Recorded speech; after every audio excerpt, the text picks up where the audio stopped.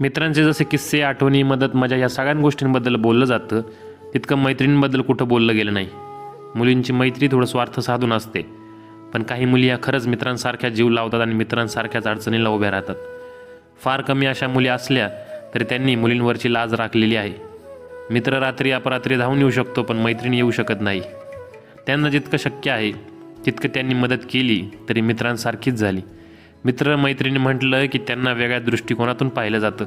त्यांच्यासोबत फोटो पाहिला तर त्यांना गर्लफ्रेंड बॉयफ्रेंड म्हणूनच चिडवलं जातं.